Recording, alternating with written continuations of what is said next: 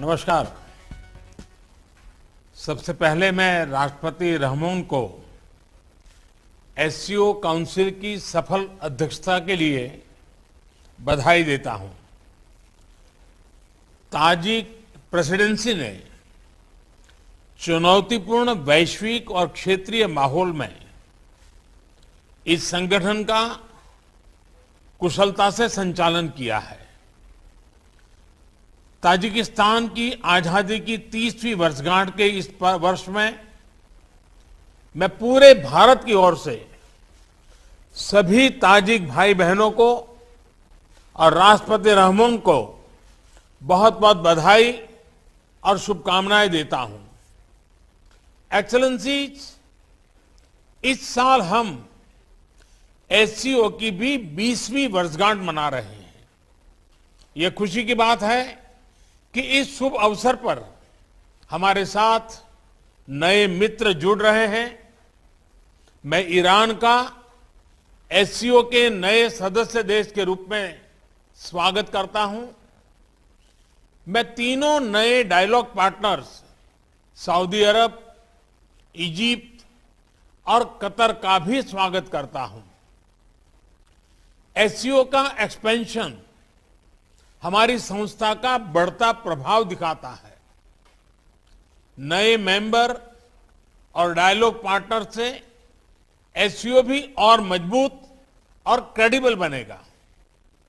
Excellency, SCO की 20वीं वर्षगांठ इस संस्था के भविष्य के बारे में सोचने के लिए भी उपयुक्त अवसर है। मेरा मानना है कि इस क्षेत्र में सबसे बड़ी चुनौतियां शांति, सुरक्षा और ट्रस्ट डेफिसिट से संबंधित है और इन समस्याओं का मूल कारण बढ़ता हुआ रेडिकलाइजेशन है। अफगानिस्तान में हाल के घटनाक्रम ने इस चुनौती को और स्पष्ट कर दिया है। इस मुद्दे पर एससीओ को पहल लेकर कार्य करना चाहिए। यदि हम इतिहास पर नजर डालें तो पाएंगे कि मध्य एशिया का क्षेत्र मॉडरेट और प्रोग्रेसिव कल्चर और वैल्यूज का एक प्रकार से गढ़ रहा है, किला रहा है। सूफीवाद जैसी परंपराएं यहां सदियों से पनपी और पूरे क्षेत्र और विश्व में फैली।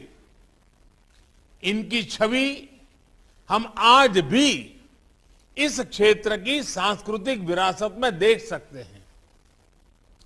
मध्य एशिया की इस ऐतिहासिक धरोहर के आधार पर एससीओ को रेडिकलाइजेशन और एक्सट्रीमिज्म से लड़ने का एक साझा टेम्पलेट डेवलप करना चाहिए।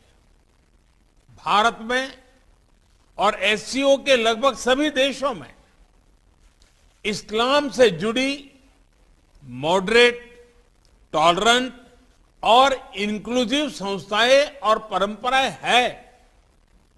एससीओ को इनके बीच एक मजबूत नेटवर्क विकसित करने के लिए काम करना चाहिए। इस संदर्भ में मैं एससीओ के रैट्स मैकेनिज्म द्वारा किए जा रहे उपयोगी कार्य की प्रशंसा करता हूं। भारत ने एससीओ रैट्स की अपनी अध्यक्षता के दौरान जो कैलेंडर ऑफ एक्टिविटीज प्रस्तावित की है, उन पर हमें सभी एससीओ पार्टनर्स के सक्रिय सहयोग की अपेक्षा है। एक्सेलेंसी, रेडिकलाइजेशन से लड़ाई क्षेत्रीय सुरक्षा और आपसी ट्रस्ट के लिए तो आवश्यक है ही। यह हमारी युवा पीढ़ियों के उज्जवल भविष्य के लिए भी जरूरी है। विकसित विश्व के साथ प्रतिस्पर्धा के लिए हमारे क्षेत्र को उभरती टेक्नोलॉजी में स्टेक होल्डर बनना होगा। इसके लिए हमें अपने प्रतिभाशाली युवाओं को विज्ञान, और रेशनल थिंकिंग की ओर प्रोत्साहित करना होगा।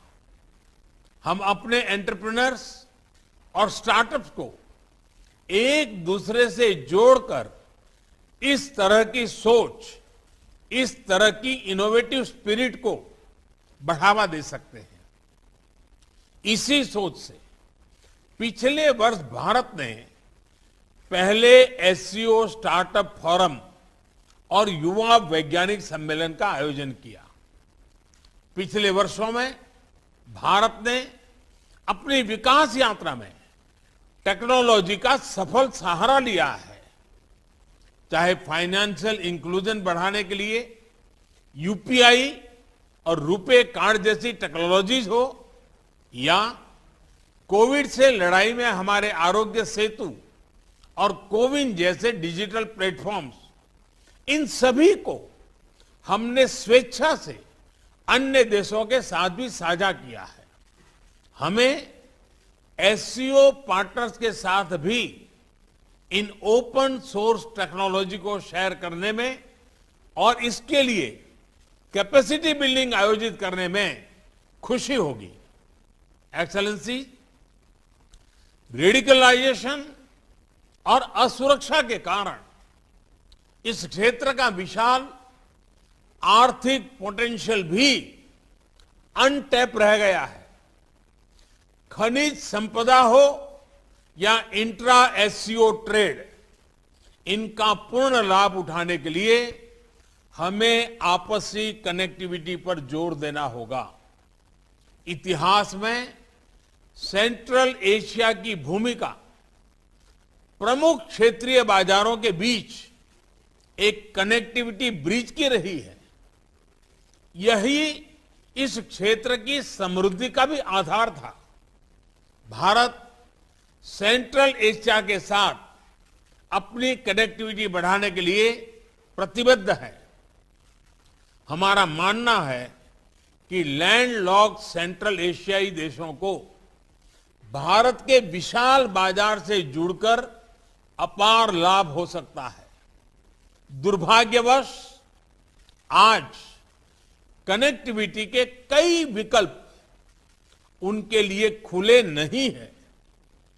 ईरान के चाबाहर पोर्ट में हमारा निवेश और इंटरनेशनल नॉर्थ साउथ कॉरिडोर के प्रति हमारा प्रयास इसी वास्तविकता से प्रेरित है। एक्सेलेंसी, कनेक्टिविटी की कोई भी पहल वन वे स्ट्रीट नहीं हो सकती। आपसी ट्रस्ट सुनिश्चित करने के लिए कनेक्टिविटी प्रोजेक्ट्स को कंसल्टेटिव, पारदर्शी और पार्टिसिपेटरी होना चाहिए। इनमें सभी देशों की टेरिटोरियल इंटीग्रिटी का सम्मान निहित होना चाहिए। इन सिद्धांतों के आधार पर एससीओ को क्षेत्र में कनेक्टिविटी प्रोजेक्ट्स के लिए उपयुक्त नॉर्म्स विकसित करने चाहिए। इसी से हम इस क्षेत्र की पारंपरिक कनेक्टिविटी को पुनः स्थापित कर पाएंगे और तभी कनेक्टिविटी प्रोजेक्ट्स हमें जोड़ने का काम करेगी, न कि हमारे बीच दूरी बढ़ाने का। इस प्रयत्न के लिए भारत अपनी तरफ से हर प्रकार का योगदान देने के लिए तैयार है। एक्सेलेंसी, एससीओ की सफलता का एक मुख्य कारण यह है कि इसका मूल फोकस क्षेत्र की प्राथमिकताओं पर रहा है। रेडिकलाइजेशन, कनेक्टिविटी और पीपल टू पीपल संबंधों पर मेरे सुझाव एससीओ की इसी भूमिका को और सबल बनाएंगे। अपनी बात समाप्त करने से पहले मैं हमारे मेजबान राष्ट्रपति रहमोन का एक बार फिर धन्यवाद करता हूं। उन्होंने इस हाइब्रिड फॉर्मेट की चुनौती के बावजूद इस सम्मेलन का बेहतरीन आयोजन और संचालन किया है। मैं आगामी अध्यक्ष उज्बेकिस्तान को भी शुभकामनाएं देता हूं और भारत के सहयोग का आश्वासन देता हूं। बहुत बहुत धन्यवाद।